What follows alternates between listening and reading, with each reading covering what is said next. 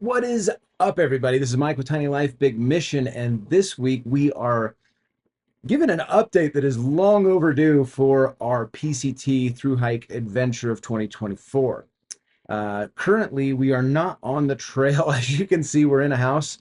We are actually in Idaho in a little town called Hazleton, and we'll get to that in a little bit. But we wanted to give an update of the last section of the trail that we have completed, which went from Valley Cafe up to Interstate 10, which is Cabazon area, the name of the town. So, any rate, we did that portion of the hike starting on May 11th. Today, the day that we're recording this, is June 23rd. So we are a little bit about, I don't know, 5-6 weeks past when this happened. So it's a little bit outdated. I apologize for that, but we did take a lot of notes and some good video and stuff that we'll be sharing along the way. The purpose of us doing this video is kind of just a blog for our family and friends that have been following us through this hiking adventure that we've started this year, and maybe for folks who are hiking to kind of see the trail conditions and that kind of stuff. Although at this point, I don't know how relevant any of that will be, being that it's 6 weeks past. So without further ado, we'll go on ahead and just jump in. May 11th was our first day getting back on the trail. We'd gotten off the trail for, it was 2 or 3 weeks, closer to 4. Yeah, it was almost 4 weeks that we were off the trail. We got off because we didn't really have the right gear. We were running into a bunch of snow and couldn't find any portion of Southern California that really had any extended miles without snow. And we didn't have the gear for snow. And so we just decided to get off because we were going to get off anyway in May for our son, Braden, his college graduation. He was graduating from BSU with a bachelor's in mechanical engineering, and we really wanted to see his commencement and be there to support him. And so since we were going to be doing that anyways, we just made the decision to jump off the trail. So after Braden's graduation, we went back to Southern California, stayed again at Jeff and Barb's, and yeah, they're such good hosts, and they put us up for a night, and we got to see them again, have some good food, and enjoy one last little dip in the hot tub before getting back on the trail. And we started back on May 11th, and it was dramatically different, to say the least. 4 weeks time, we came back, and it went from being highs in the low 50s to highs in like the 80s. And it was very hot. And believe it or not, though, we did run into snow. And again, we'll get to that as we go. But our first day back on the trail was kind of a special moment. We got to go back to the area of Paradise Valley Cafe, which was, it's just an iconic spot. It's where you kind of start to get into your first big mountain section of the PCT. The mountain range that you start entering into is called the San Jacinto Mountains, and the peak of the trail is over 9,000 feet in elevation. Where you're starting at the PVC is right around, I think it's right around 4,000, 4,500, somewhere in there. So you're going from 4,500 feet to 9,000 feet in probably about 45 miles-ish. So it's a lot of climbing. And day one started with a lot of climbing. In fact, for us, it started with a rattlesnake. We had made it about 10 steps down the trail, and when you get to the big trailhead sign there that's telling you about what you're about to get into, right there next to the sign on the trail was this little rattlesnake who had just come out of hibernation and was going across the trail and kicked his little rattle into gear and kind of scared Caitlin a little bit. To me, it was just a novel thing. I'd never seen a rattlesnake before, not a live one anyways. And to see it in the wild, I guess, is said to be a pretty rare encounter, but I think that's unless you hike the PCT, because they're all over the PCT. But anyway, what were your highs, lows of day one of being back on the trail? The low was definitely that it was way hotter and we were climbing and it was very uncomfortable. I had added a bear canister to my pack just so we didn't need to worry about bags. And I was thinking this will help me in the future because now I'm starting to like train and condition to be carrying a bear canister. However, my back started hurting pretty good for that. We also swapped out a lot of gear when we Yeah. were off. We changed out our tent. We got a new sleep pad because we were sleeping on two separate sleep pads, and that was so uncomfortable. Trying to cuddle at night and just being slipping off the things, it was just a nightmare. But got one that was a big pad that covered for both of us to be able to sleep on. But that weighs more, and only one person can carry it. You can't split it in two and carry it. So we had to divvy up things a little differently. But the gear added a good bit of weight to both of our packs, which I would echo and say it was a little uncomfortable coming back because of the extra weight, and because of it was so hot with the extra weight, and because you're going straight up with it being so hot with the extra weight. And because there was no tree cover, because we were hiking through an area that had been burnt out and there was a lot of trees down across the trail. And so not only are you trying to navigate these trees, you've got an extra bunch of weight on your back and it's blazing hot and you're trying to stay hydrated and you're just on this like open space of a mountain. There's just not a whole lot of water to be found. So you're carrying extra water on top of all of that to try and stay hydrated. And it was just definitely very different from when we got off of the trail initially. Yeah. The So water resupply was a big noticeable difference. Before, we would have water that was crossing the trail, or just rivers and streams were full because of it was early in the season and there was still snow runoff and that kind of thing. Now the snow, for the most part, on the south side of the mountain was gone, and all those little streams and stuff had dried up, but they're all seasonal. And so it made a very different environment. In fact, I think the first night that we got to camp, we had to hike down. Was that the first night? yeah, we camped at Cedar Springs, which was like a mile down, I think. Oh yeah, we hiked down to the springs that time, which was like a mile off trail down a steep, gnarly trail. But that campsite was really nice. Very nice campsite. Lots of tree cover. We were camping with a couple of families and then I think two or three other PCT through hikers. We had a little bit of breeze that day, which was helpful. And before it was not very nice. It was too much wind. So now coming back when it was super hot, we were very grateful for the breeze. Yeah. The wind, it was so funny the way that the wind changed for us, because it was so detrimental at the first, but now you're just like, oh, please blow. Just cool me off a little bit. But yeah, that campsite had, I think, 7 or 8 tent sites that were pretty decent sites, and then there was a couple extra that weren't so great, where you're more on a hill or something like that, where people had crash landed and it just kind of naturally developed into a tent site. But yeah, it was a pretty, I mean, I think we got there a little bit late. How many miles did we do that first day? I don't remember. And We I did didn't have about that 12 written down. miles. We went from PVC, which was like 151.5 where we started. That went up to 163 about. Yeah. Okay. And it was about 2,500 elevation change. So yeah, a little bit of elevation there, not terrible, but definitely felt it. And I think, again, like Kate was saying, going over all the down trees, because there was so many down trees, that made it feel like you were going up a lot more than what you were actually going up, trying to get everything over those trees or under the trees or however it went. All right, so day two, we had met a couple people the day before in day one at that camp at the springs there. Another one step? Yeah, there was another one step that we had met.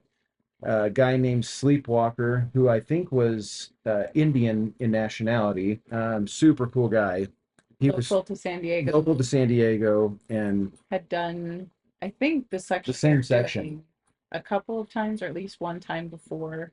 Yeah, and he knew the trail really well and ended up helping us later on, a couple days later, which was super cool. Yeah. We met Eric and Jeff. There was a couple other couples that had done day hikes where they had hiked with their little children up, and so it was cool seeing a bunch of little kids at the camp. There was also another couple who had brought this is all part of day one, morning of day two, but we actually, before we broke camp, we had talked with this couple that was up there with their kids. Their kids were older, like teenage, and they played lacrosse. And so, because my kids played lacrosse, we had this huge connection. They brought their lacrosse sticks up backpacking with them, and were playing lacrosse at the campground and stuff together, which was super cool. I Yeah. just it that was so fun to see. Day two, I would say, was probably the hardest day of this entire section of the PCT. At least for me, it was. It was hot. It was the most exposed. We were climbing the most. In fact, this day we did 10 and a half miles of actual PCT trail, but we had to add an extra 2 miles to that to get water. So we had, when we did our water supply, we stopped at a place called Apache Springs, and it was a gnarly hike down this steep trail down for a mile to get water. And then once you got water, you had to pack it back up that steep, gnarly trail for a mile back up to the main trail. And so that added a couple miles, but we only did about 10 and a half, 11 miles of trail, 3,000 miles elevation gain. By the time we got to the end of the day, we were up around the tree line, but it was in an area where the forest had caught fire many years ago. And so it was all burned out. There were still some trees that had survived, but most of the trees were completely gone. And that led to some very big bush growth. Like it was extremely bushy. There were parts where like Caitlin would disappear 5 feet in front of me from how thick the trees were coming over the trail. We had to fight through that. It's Water, always a good time. it's always fun when you're doing that. Water was very scarce. We only had the 2 water spots where we had camped at that morning. We filled up before we left at the start of day two, and then at Apache Springs toward the end of the day. And that night when we made camp, we actually had a couple come in behind us a little late and set up camp. And they were actually from France. And so it was good to meet them. We didn't really conversate a ton with them. But the next morning, we ended up chatting with them for a little bit as we were both breaking camp. With all that being said, though, this section of the trail was definitely by far our favorite section of the trail. The San Jacinto mountain range is beautiful. The San Bernardino Mountains are beautiful.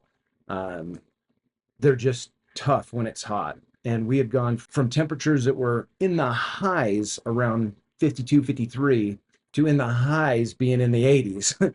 And our lows being, I think the lowest that we had before we had gotten off the trail was around 16 degrees one night to our lows not even below 60.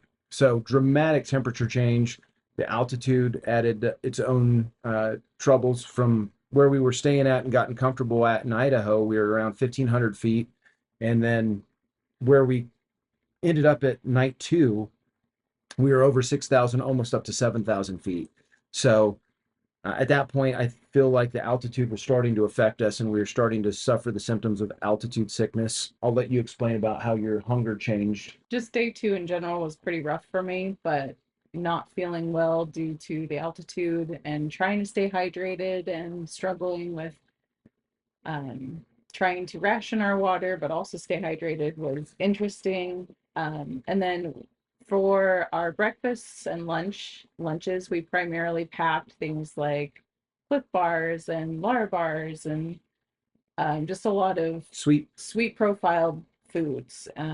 Earlier on, we had things like meat and cheese or packets of tuna and that kind of thing, but those were like just kind of sprinkled in. They weren't a main feature of our meals. So as we're not feeling very well, for me, the sweet bars just had no appeal, no matter how hungry I was. Like I couldn't even like chew them up. I did not want them in my mouth. I was craving salty things so badly. Some of the fruit bars I could kind of handle, but it was a struggle to get the calories that we needed for sure. And we were very much looking forward to our MRE at the end of the night, which was also kind of disappointing, but whatever, they're MREs. Yeah. But the savory profiles were definitely what our bodies were craving. Yeah. For me, that day was also hard in addition to it being hot and us climbing a lot. I turned my ankle pretty early on and did it a couple more times, and that just always frustrates me. And I was Set for a feeling, tough mood. yeah, I was feeling pretty cranky about it. And then at our lunch stop, we took off our shoes and socks and we were able to do our Bible reading for the day, which was a huge blessing. Good rest, yeah. But when I pulled my sock off, I pulled the second toenail on my right foot off, which was an injury from the first part of our hike. So I just like wrapped it really tight in a Band-Aid and prayed that it wouldn't actually uh, not come back. Shut, yeah. So that was a little concerning for that day as well. But overall, not my favorite day. The last couple miles of the hike were pretty nice because we kind of got up to not Ridge quite a line. ridge, but like Yeah. where it leveled out, and that was Our campsite was enjoyable. really beautiful that night. We had a great view, all kind of around. Our camp looked over this area, but if you went a little ways back this way, like maybe 30 yards or so, you could see the whole other side of this valley. It's really cool. And the valley where we were camped at, the view that we had, you could see a lake that I believe was Lake Hammett. I'm not 100% for sure about that, but it was a great view. It was just clear skies, absolutely beautiful. But I guess that brings us to day 3. So day 3, again, was another 10 miles ish with an extra couple miles of off trail getting water. We did about another 3,000 of elevation gain. This day, though, we were able to get up into the tree line, which was nice. And it wasn't fully covered the whole day, but there were definitely sections where we'd come over a hill or whatever, and it would be covered and we'd get a break. We ran into a little bit of snow for our first time in this mountain range and our first time since being back. I don't know, it was a better day. I think our spirits were a little bit better, but it was still a little bit of a struggle in that the elevation sickness was definitely getting more. We had met a couple from, was it Austria? They were a nice couple. We hiked with them a good ways, and we even got lost with them for a minute where the trail kind of disappeared and we couldn't find it. They couldn't find it. So thank God for technology. We were able to get out our gut hooks, or far out is what they call it now. And Gut Hooks app is what it used to be. They changed the name of the app to Far Out, but they ended up having to turn back around and go back down into Idlewild because if they got hit with the altitude sickness so bad that he just couldn't handle it, and they went back down. But at any rate, I kind of got us a little off guard there. I don't know, what were your highlights? That was the day that we stopped kind of in the middle of the trail. That was probably my low point. I was probably having a panic attack, maybe. So at this point in the trail, just to kind of paint the picture for you, we're hiking through, it's a lot of open faced rocks. And because we're up in the tree line, there's snow that gets up there throughout the winter. And as it melts, that snow comes down the mountain and it drags trees down with it. And so there's a lot of trees that are down, but it's steep cliffs. And so you got up on one side of the trail and down on the other side of the trail. And in between, every so often, and by so often, I mean every couple 100 feet, it seemed like, there's a big tree that was going over the top of the trail. And apparently, the one that we had gotten to, it was a big tree. It was like bigger around than what I couldn't connect my arms if I were to try and hug the tree. So you're trying to get over this big honking tree, and if you slide off the tree, you're going down a cliff that's like 600, 800 feet down. So Caitlin doesn't like that if you haven't picked that up yet. And it was hot, and we were both wiped out a little bit. And she just kind of dropped her bag and was like, I got to take a break before I negotiate this obstacle, which is always a good call. If you're a hiker, never force yourself to go through a situation when you're exhausted and mentally unprepared. It's always best to stop, have some food, water, whatever, get your bearings, and then go. But Caitlin doing the right thing, made the pause. We paused. And as we're sitting there, I look down and I see this can of chew. It's like a little can of Copenhagen. And I pick it up thinking it was litter or something. I'm like, it kind of made me upset. I was a little mad at it. But then when I picked it up, I could tell there was something in there. I opened it, and sure enough, it's a full can of chew. And I knew somebody had lost that. So I was thinking in my head, I'll put it in my backpack and give it back to them if I end up finding them. If I don't end up finding them, I'll just throw it away when I get off the trail. And as we're sitting there, Caitlin's like, this is weird. We've got she's looking around, there's a bunch of garbage kind of scattered about too. And there's not a lot of space here. This is, I don't know why it keeps giving a thumbs up over your head. If you can see that, I apologize about it. I don't know what the computer's doing here, but we're giving some thumbs up. I'll try not to talk with my hands as much because maybe that's triggering it. Anyway, as we're looking around and looking at this trail, it looks like either somebody's backpack exploded and they did their best to pick it up, or somebody had made camp here or something. It just looked weird. It didn't look normal. And I ended up finding a camp stove there too. I picked up the stove in hopes that whoever had lost their backpack there or whatever had happened there, we'd be able to help them out. So we picked it up and we ended up making it over the trail and all that kind of stuff, and didn't find anybody. It just stayed in my bag. Anything else to add to day 3? The only thing I thought was interesting to note that I didn't really think about when I was experiencing my panic, like I don't like the sheer face with nothing to like catch you if you fall. I know people are like, oh, it's not the fall that kills you. I get it. I know it's unreasonable. I struggle, okay? It's still something she doesn't like. But because of the altitude, I think as I was getting myself worked up about that, I was really struggling to breathe. And that was freaking me out more. And I think that's more of what I was panicking over. Reacting to, yeah. And so that, yeah, that just made me really concerned about the altitude stuff because I was like, okay, like we're not getting the right hydration, we're not able to eat, now I can't breathe, and like this all feels just so hard, and my body was not feeling like it was capable of surviving, I guess, like not to be dramatic, but it felt kind of big. It's a big challenge for sure. So the highlight for day 3 was definitely our campsite. We started to get into the trees and it leveled out and we had tree cover and it was just like a nice open space. We had a couple really big flat granite rocks. Um, and it just felt like a really nice place to relax. We're secluded. Like we kind of tucked in a good ways off the trail and again had an overlook of the San Bernardino mountains, and it was absolutely a beautiful, breathtaking view and a great campsite and I think we stopped early enough to where we could actually hang out and enjoy it. outside in the Yeah. sunshine, and that was hugely transformative for, Mental health. yeah, Yeah. it was really good. And the other thing that was cool is as we started getting up higher, there were tons of hummingbirds, which I wasn't expecting at all. Yeah, I didn't think that they'd be up because at this point we'd climbed up to over 9,000 feet. We hit 9,000 feet on day 3, and you kind of just rode up and down between 8,500 and 9,000 uh, through the peak of San Jacinto, unless you chose to go and summit the peak, which we didn't. And I think the peak summits at around 10,300, 10,200, somewhere in there.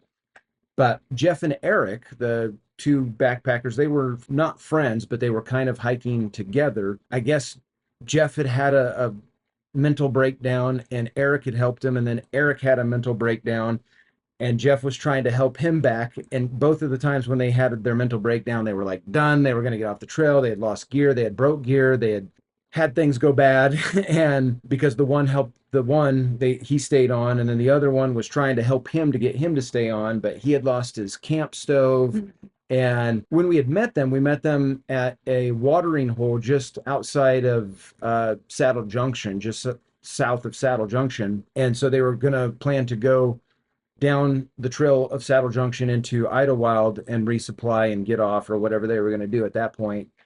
And we met them at the place where we were getting water and started talking with them. And they ended up hiking with us around the meadow side of, there's 2 different routes that you can go, one through the meadows, one through the mountains. We chose the meadow, which technically isn't PCT, but most of the people were doing that section of the trail.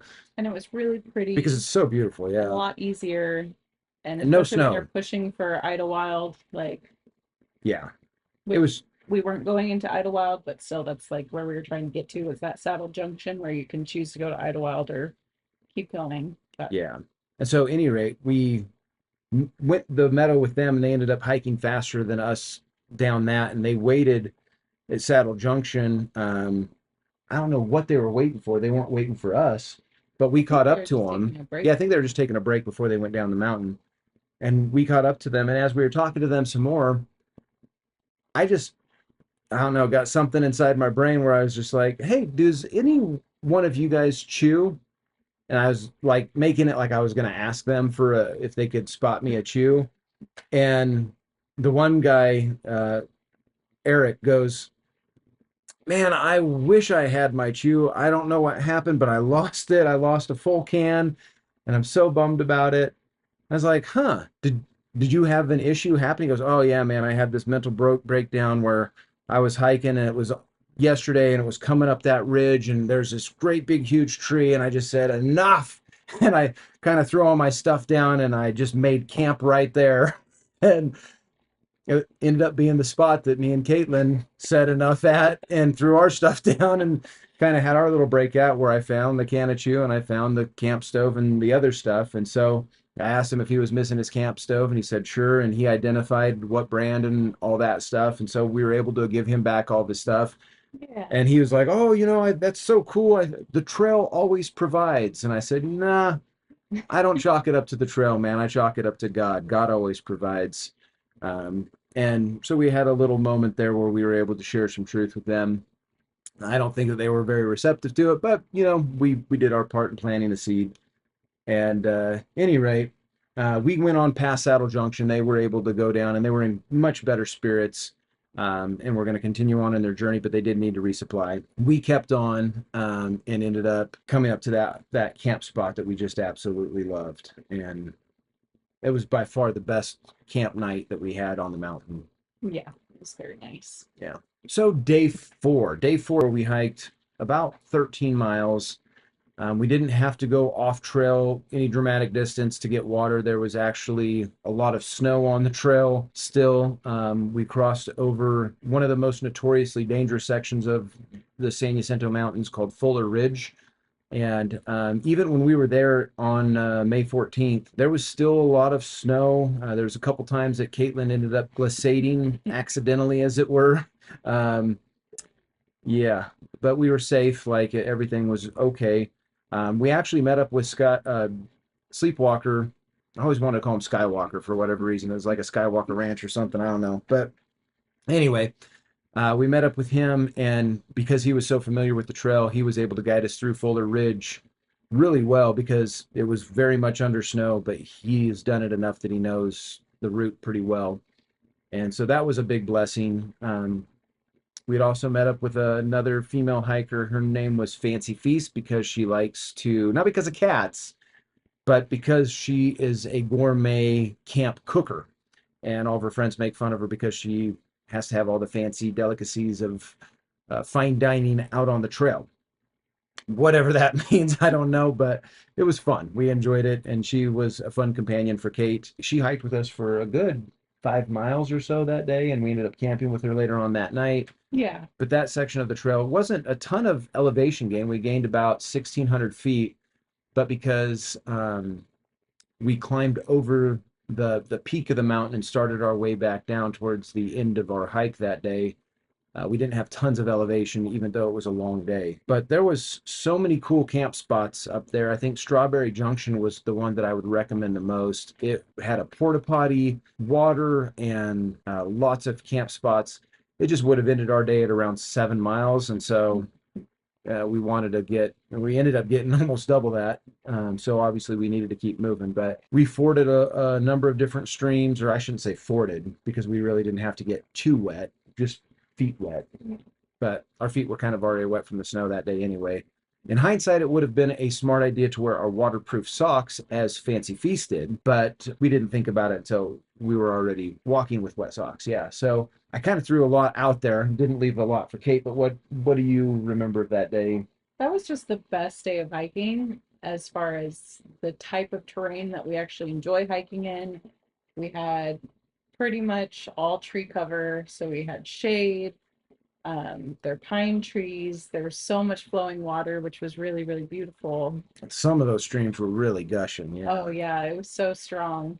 So waterfalls everywhere. tons of water. That being said, there was a lot more snow than we expected, and we, for the most part, were expecting just to be able to kind of tromp over the couple patches of snow in our We were in snow shoes. for miles. Yeah, so we were wearing our Micro crampons spikes. for the last half of it, just because we're like, yeah, this isn't getting easier. Just bare booting it, so our feet got soaked. Yeah, well, we were in snow about half the day, but it wasn't all at one section. We Yeah, hit a patch where we'd have to put on our spikes, and then we'd take them off and walk for another mile or two, and then hit more snow and have to put them back on. And They were kind of on and off all day. By the time we got to some kind of road, like Black Mountain Road, or That sounds kind of right.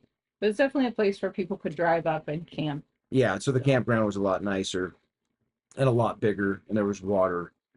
But yeah, that's where you start the descent from there. And the descent goes quickly from being beautiful tree cover back into bushes, back into spiky things and desert and snakes. We saw another little snake that was a rattlesnake because we saw three total during this stint. The maybe it was four.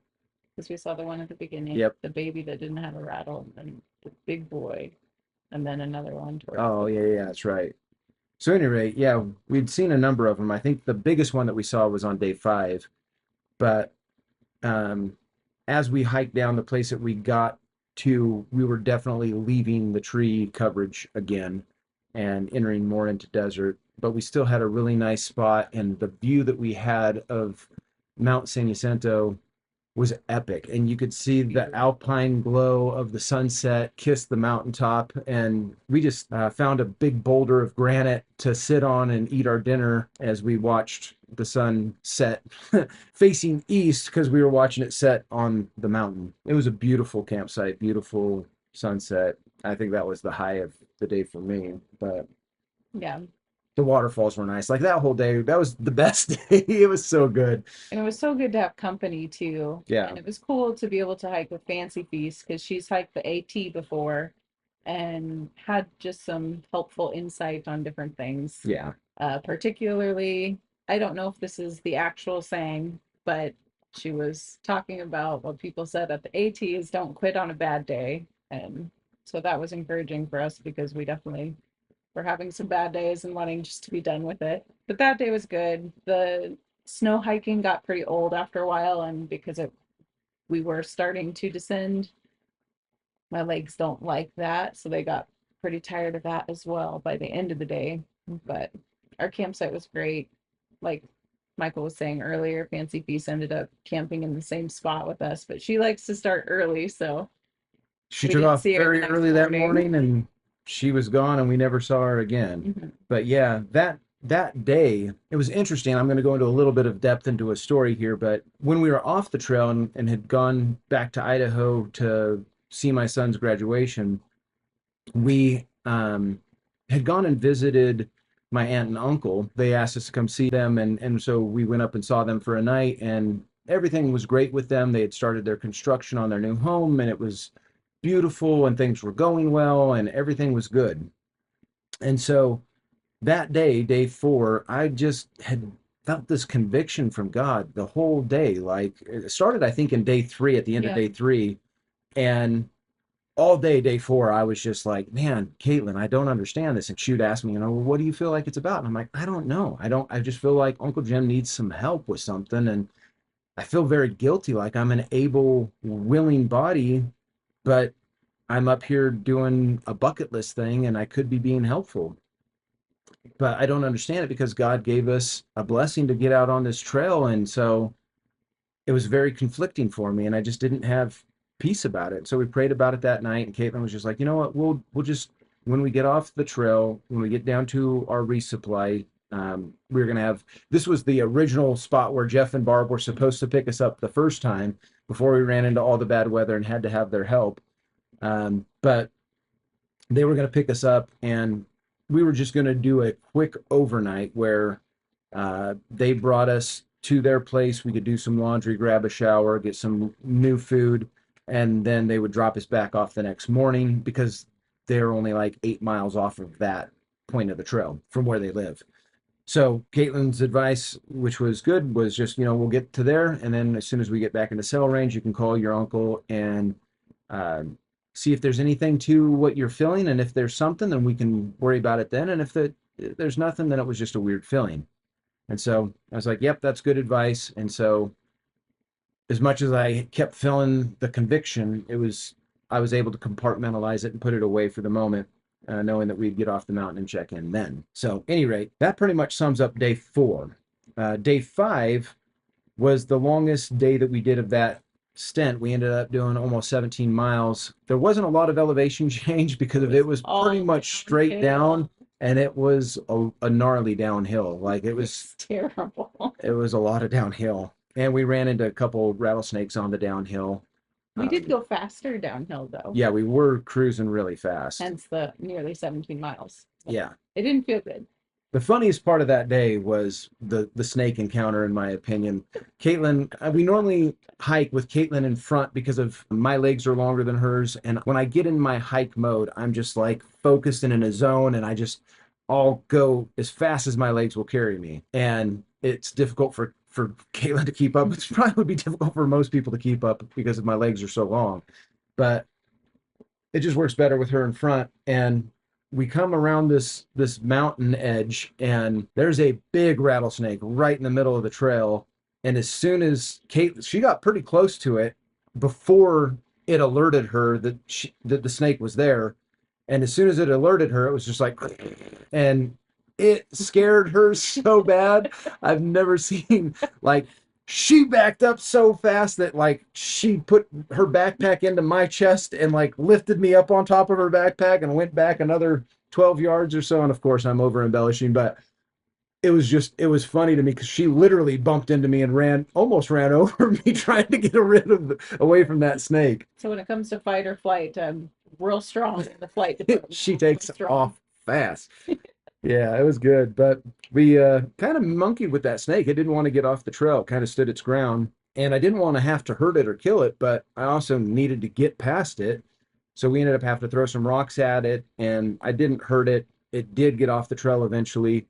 And it was after he was clicking his poles at it and that kind of thing, because you're not supposed to throw rocks at them because I guess it confuses them where they're supposed to go because they want to get away. And so the sound from the sticks was supposed to direct them away from the sound of the sticks, but he was not moving. So we're like, what happened when I started clapping the sticks together, he kind of like came after it like he was going to attack and kind of took an offensive position. That's why I started throwing rocks. Is I'm like, oh, if you're going to come this way, then I'm just going to hit you with some rocks, and if I have to kill you, I have to kill you. I'm sorry.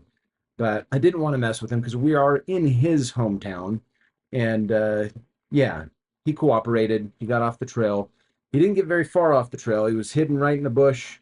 And like there wasn't a lot of space to get right by him. Kate has never moved so fast past anything in her life, I don't think. She was right past that little cove where the snake was hiding. And yeah, we moved on. Once you got to the bottom of the mountain, you have like another 4 miles that you just basically are crossing flat desert.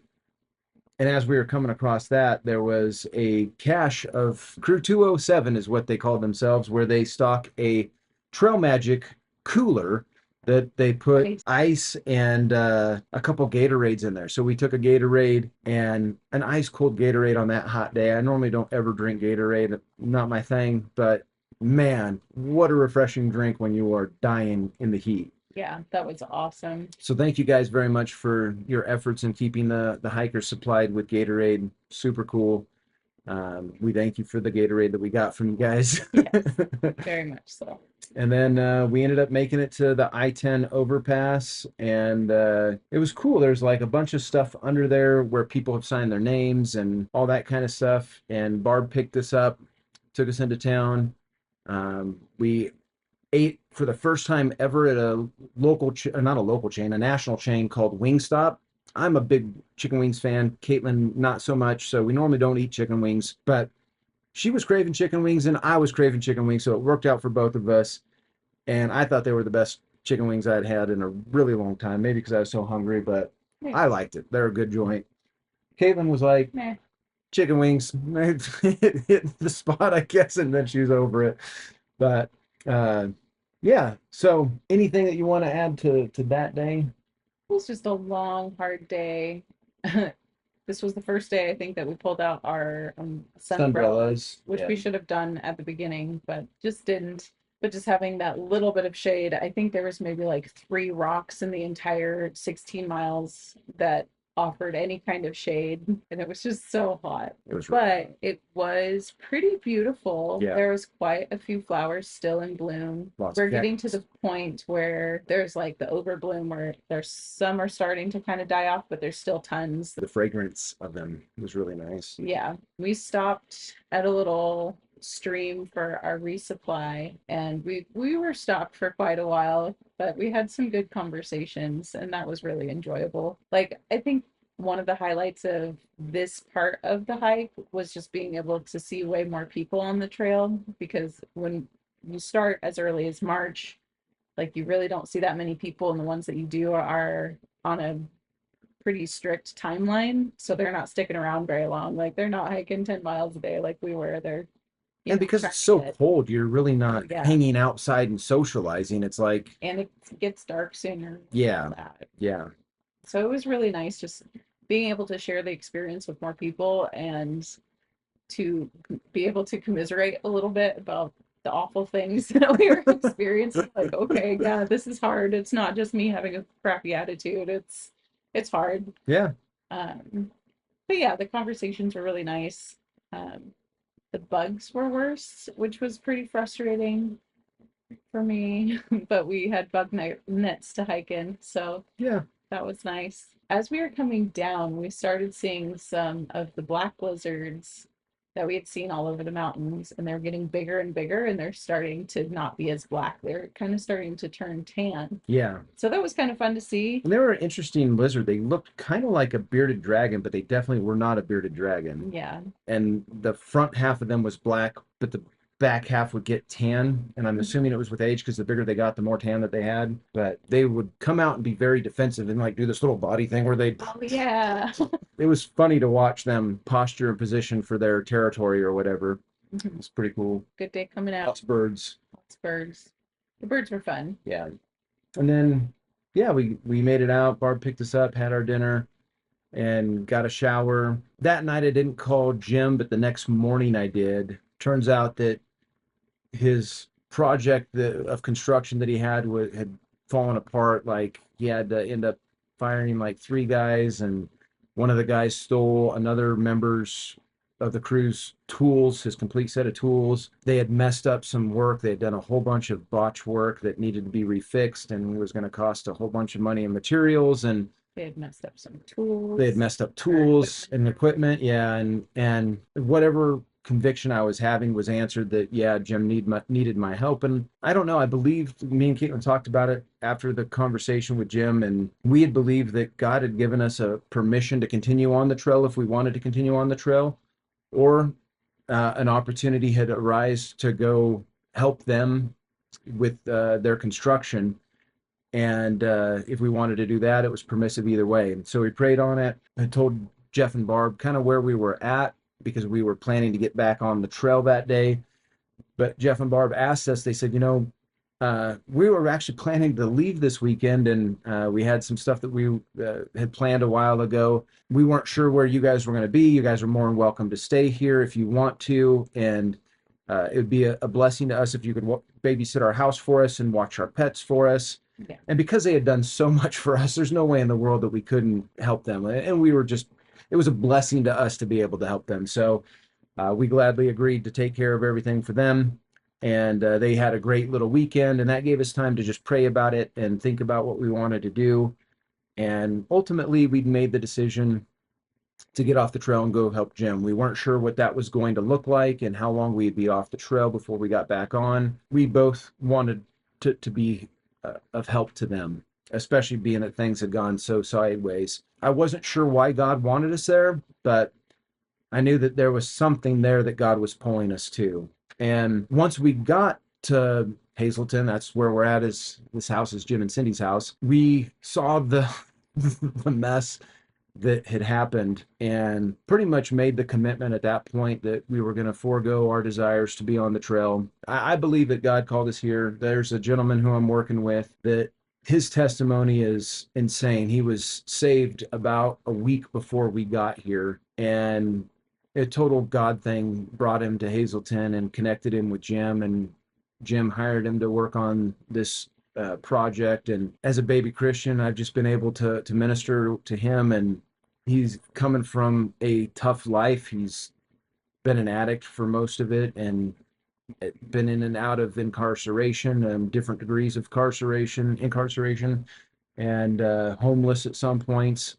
And he's on fire for Jesus and wanting to rebuild his life. And I just believe that God brought us to be a part of it, and it's a blessing to be able to witness it. So our decision to get off was definitely the right decision. We had originally planned that we would get back on and do sections here and there, but the work is so much. There's just really no time. I don't foresee us being able to do much this summer. So it'll stay on our bucket list for maybe another year that God will grant us. And I don't know. I've been thinking, like, why did God give us permission to go, uh, knowing that we were going to come here?